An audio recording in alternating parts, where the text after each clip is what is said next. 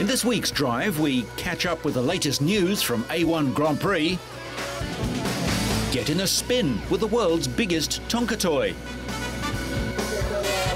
find out what the world's top riders have to do for publicity, and hope the driver remains seated throughout the performance. All this and more in this week's Drive.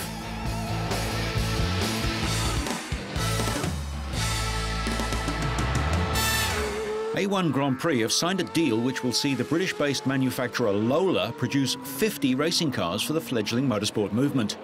With all the teams using identical cars and engines, A1 promises a level playing field that Formula One can only dream of. A1 Grand Prix is a World Cup of Motorsport, Grand Prix of Nations. 25 nations vying to become hold the World Cup of Motorsport in their hands, beating 25 nations, representing 80% of the world population. All the cars are exactly parallel. The cars, I believe, are at the highest pinnacle of their ability with no driver aids. And it's a very exciting package. Lola started in 1958 and came second at the British Grand Prix 4 years later. It's really important to Lola to win an order for 50 A1 cars, as you can probably imagine. It means guaranteed business for the next 3 years. A customer, we're not dealing direct with the customers, we're dealing direct with the organisation who have committed to Lola for these cars. It's really important.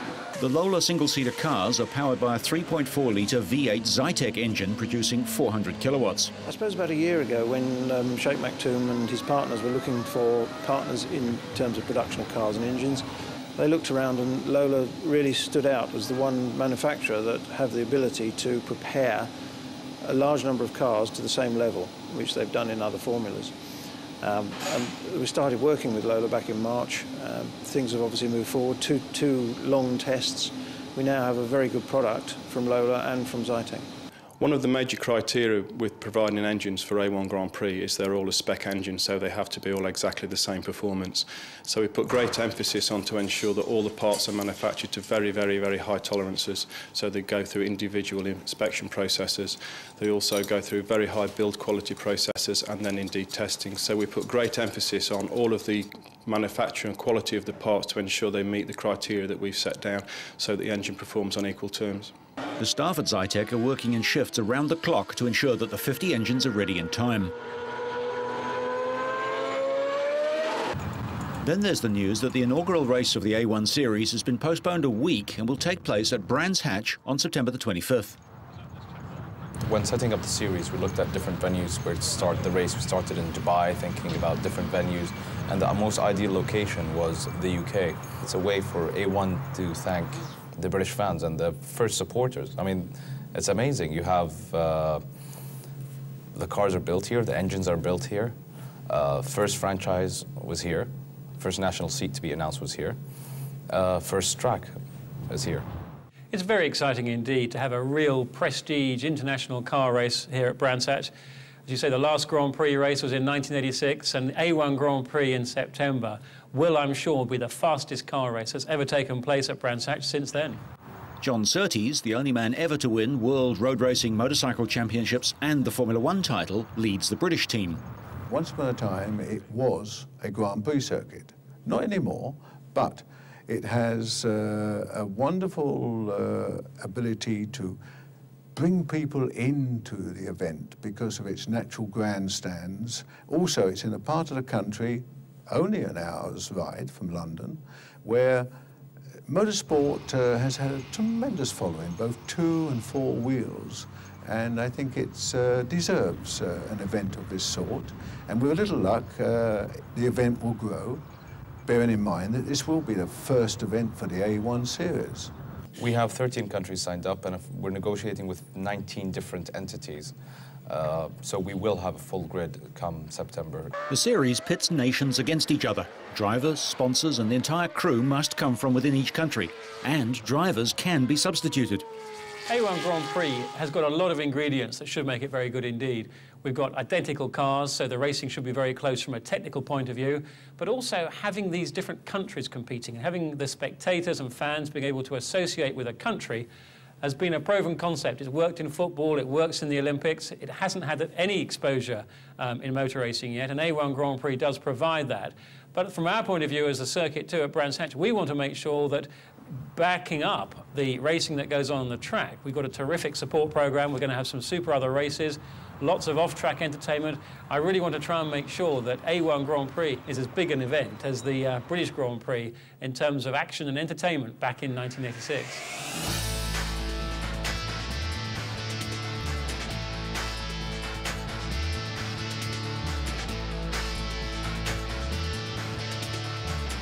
Chrysler recently unveiled a concept car that looks like it might not be too far away from production. Built on the Dodge Viper platform, the Firepower, which is a working name only, borrows styling cues from the radical ME412 concept car and the production line Crossfire Coupe and Roadster. Chrysler would like to think of the Firepower as their Corvette fighter. In place of the Viper's 8-litre V10 engine, the Firepower gets the new 6.1-litre Hemi V8 and an automatic transmission, which should make the Firepower easier to drive and would also bring the price down considerably. Less weight would also allow the Firepower to get near base model automatic Corvette performance, 0 to 100 kilometers an hour in 4.5 seconds with a top speed of around 275 kilometers an hour. Well, obviously, elegance and performance in its best form, it's clearly a highlight for the Chrysler brand. I love it, I love the looks, and I think I'm not the only one. So we really are excited about these prospects, and we'll check whether we potentially can take that into production. The design is the work of Brian Nylander, who penned last year's ME412, and similarities can be seen in the front end and the use of tiny, torpedo-shaped LEDs. But while the 412, with 4 turbos, 12 cylinders, 850 horsepower, and about 2 inches separating backside from bitumen, was pure blue sky conjecture, the Firepower looks like it could be built soon. From the side, the look recalls current Aston Martins, and the fastback features a rear hatch. A glass roof lets light into the chrome-drenched retro interior, which provides accommodation for 2. Brembo brakes are seen through 19-inch wheels at the front and 20s at the rear. The poor global sales of Chrysler's Crossfire, which is a reskinned Mercedes 320 CLK, would seem to doom production prospects for another high-performance 2-seater coupe, but the company's need to fill its underused Viper assembly plant might give the Firepower a chance. Looking even more production-ready is this double-cab pickup from Chrysler's Jeep division. Gladiator was the name given to Jeep pickups in the 1960s, but this concept actually harkens back further to the more militaristic Jeep truck of the 1950s. We have a history with a Jeep pickup decades ago, which was called Gladiator as well. So we were looking for a formula how we could revitalize that concept. Now we found the exact proportions and the balance between the bed and the cab and all of that. So once again, this thing is very real, and we'll figure out in the time to come if it will turn into production. Looking more like a shrunken Hummer than a scaled-up Jeep, the company says the Gladiator is a lifestyle pickup with the rugged functionality of the Wrangler. It's a utility truck that features an open-air canvas roof, removable doors and fold-down windscreen, so driver and passengers can get in touch with the outdoors and catch bugs in their teeth. In essence, the Gladiator marries a Wrangler front end, a very small extended cab, and a 2-meter cargo box. The ultra-long wheelbase makes room for the side-mounted spare wheel. Jeep has fitted their new 2.8-litre diesel engine, and the Gladiator naturally features 4-wheel drive and solid axles front and rear. The rear axle is not located by leaf springs, which wouldn't allow for the short rear overhang, but uses coilover dampers instead. The cab has a rear hinged access door on the passenger side, but on the driver's side, access to the rear seat is via a small doggy door, roughly 2 feet square. That's appropriate because the rear bench seat is probably better suited to canines than to people. The Gladiator design concept also offers a twist on the theme. The cab's rear window powers down, the rear seat tucks down to the floor, and the rear bulkhead then slides forward like a drawer to increase the cargo bed to a full 8 feet in length.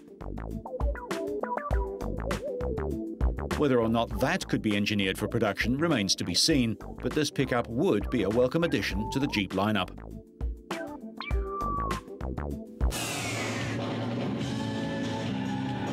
However, the most exciting vehicle from the Chrysler Group was this decidedly unproduction-ready design exercise, the Jeep Hurricane, a highly conceptual dune buggy-like off-roader.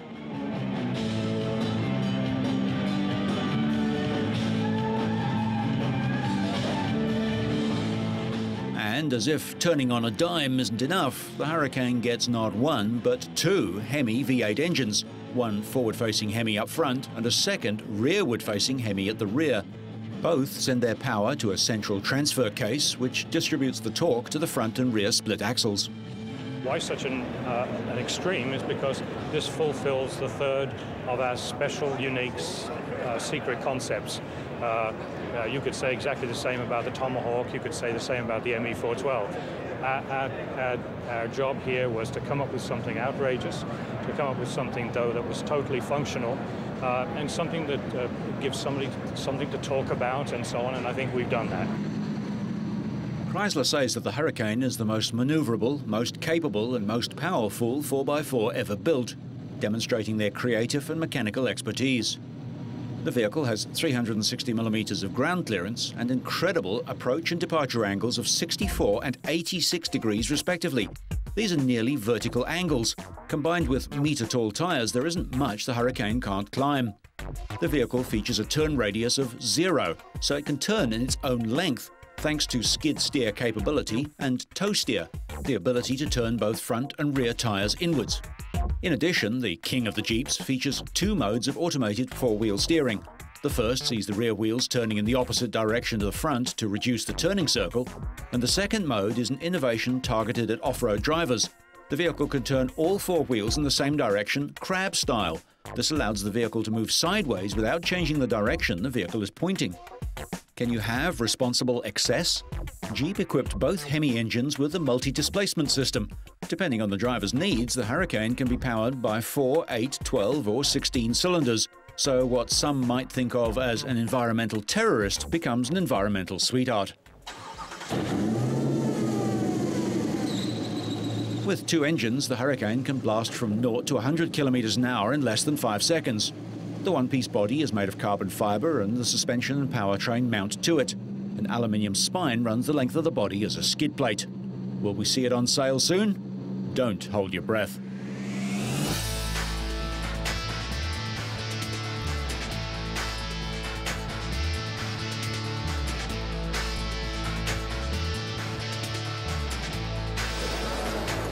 The World Rally Championship is in a spin. It was all fun and games at the recent Bologna Motor Show for some of the sport's better-known teams, but this doesn't hide the trouble the championship now faces. 2004 champion manufacturer Citroën, world champion Sébastien Loeb's team, and rivals Peugeot have both revealed that they plan to pull out of the competition after the 2005 season. Despite this, former world champions Colin McRae and Peugeot's Marcus Gronholm are both upbeat about the bad news for rally's leading competition. I think it's it's a shame to lose any manufacturer, and especially two manufacturers as big as Peugeot and Citroën. They were the world champion this year, and it's a shame to lose them. But everybody has their plan and they have their reasons for pulling out. But I'm sure it's sad to lose them. But the championship is still strong. There's going to be new manufacturers coming in, so a change is sometimes a good thing for the sport. I really hope that they will find something that the teams really can stay there, and the money what they have to use, it's not increasing all the time, and so I hope there is coming new teams and it will be stability for the rules and things like that. Former world champion McRae got back behind the wheel of Subaru Impreza on the Bologna track, but finished third behind Gronholm and winner Andrea Navarra. After this event, McRae headed for the Dakar Rally, where he was a front-runner until he cartwheeled his works Nissan out of contention. MotoGP world champion Valentino Rossi had a down-on-power car during his drive against McRae. Valentino, for me, in motorcycling is one of the best, ever. To do what he's done is something very, very special. And he's also quite good in the rally car as well, which is a big worry. I think the people love him, and okay, he is not in the best car here, so he cannot really, I think, win and fight for win, but I think he's really enjoying it. And he was driving well for me. Rallying has always been my passion. I prefer the rally car, but I have been lucky enough to try Formula One, and I like that too. Still, the 5-times world motorcycle champion, who's tried his hand in a rally before, enjoyed himself, even if he didn't qualify for the final runoff.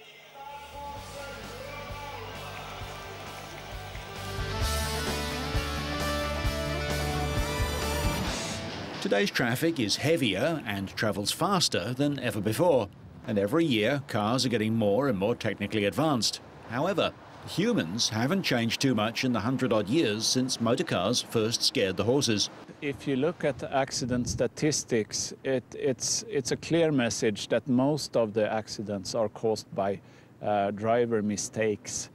And so with the new sensors and new computer technology that is available now, we can actually help the driver in these rare but critical situations.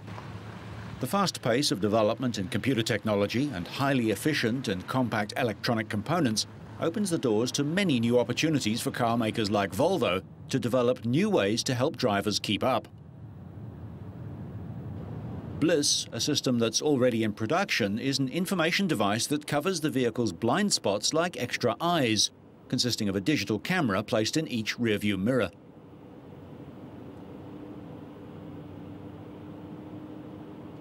A red light inside indicates there's a vehicle in the blind spot.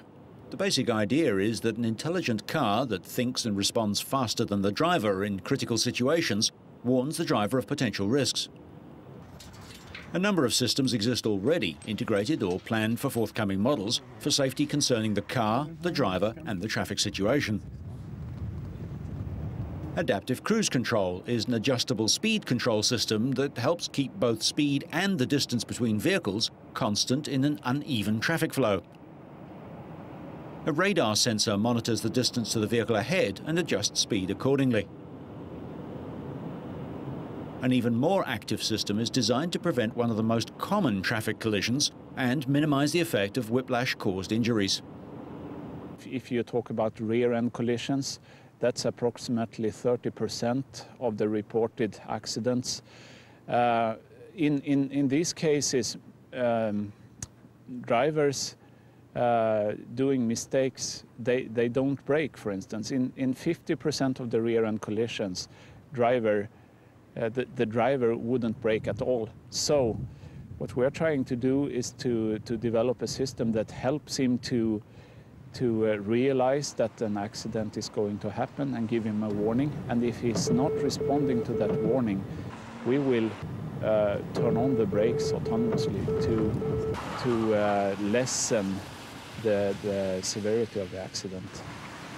Many collisions occur when the car is driven off the road.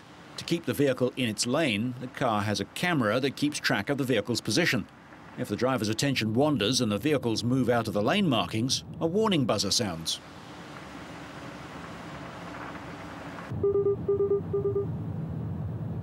If the driver doesn't respond to the buzzer, the system reacts, helping to steer the car back into its lane.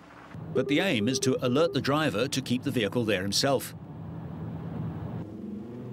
Using both camera and radar, an additional function monitors oncoming traffic. If the driver crosses the centerline markers and doesn't respond to the buzzer, the system reacts by applying additional steering effort to get the car back into the intended lane. So, a car which almost thinks for itself, but isn't there a risk that the car could take over and make the wrong decisions? Of course, there are risks with that, but we are striving not to make the driver rely on the systems. The systems should warn only in very critical situations so that the driver will not get used to respond to the warning, and it will be a rare incident that he has a warning, and only in very, very severe cases.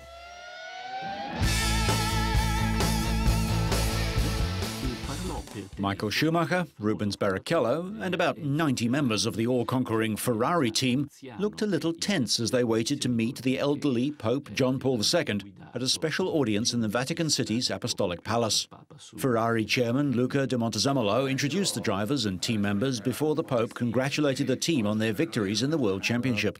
It's something unique to me to see coming here with all our friends from Ferrari and receiving us from the Pope with all his wishes.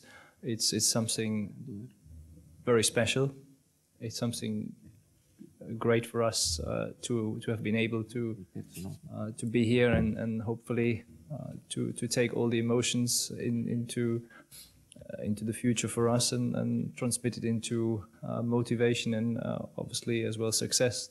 That's the wishes from the Pope to us, which we got from him, and obviously it was very special to see his force and his personality. Very emotional day for us. For devout Catholic Rubens Barrichello, this was a day he had dreamt of for years. It was truly an honour. Once, in Brazil, watching TV, my dream was to come to the Vatican, to Rome. I've already been here as a tourist, but today Ferrari has given me the opportunity to get so close, to kiss the hand of the Holy Father. I even had a picture of my little one with my wife that I showed him. The Ferrari team also presented the 84-year-old pontiff with a model of their winning car. When the drivers left the Vatican, they were besieged by a crowd of fans attempting to take their pictures using mobile phones. Police made a tight cordon around them and escorted them to their cars. Schumacher, though, looked less than comfortable to be in the back seat, holding a briefcase on his lap. Although for this driver, it seems racing red isn't always the fastest.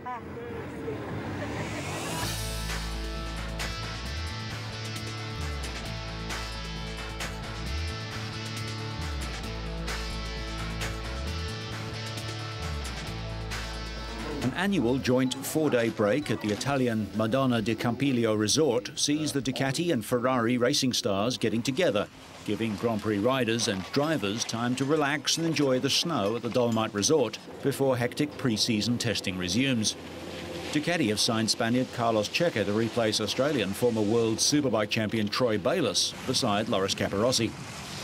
Capirossi, in his third year with the Italian outfit, made easy work of the slopes, although Checa, newly arrived from the Yamaha team, found the snow slightly more difficult to handle.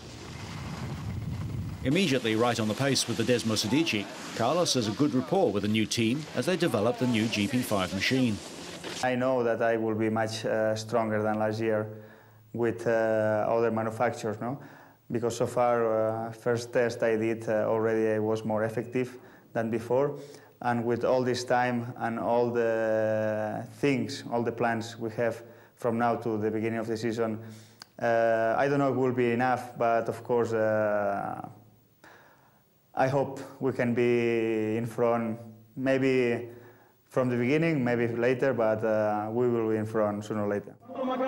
After a race on unusual moped ski-doos at the ice rink in Campiglio, Loris said he was as motivated as ever to win in 2005, despite finishing a disappointing 7th last year with just 117 points, 187 behind champion Valentino Rossi. The team have a specialist tyre test team, and both riders are already seeing beneficial results. The first of the season's 17 MotoGPs will be the Grand Prix of Spain in Jerez on April the 10th. Ducati have invested much in 2005 and will be expecting to challenge Rossi from the start. So whether you're swapping ends to change direction, not changing as much as you'd like, or finding your Ferrari underpowered so you stay on track and up to speed, make sure you catch next week's Drive.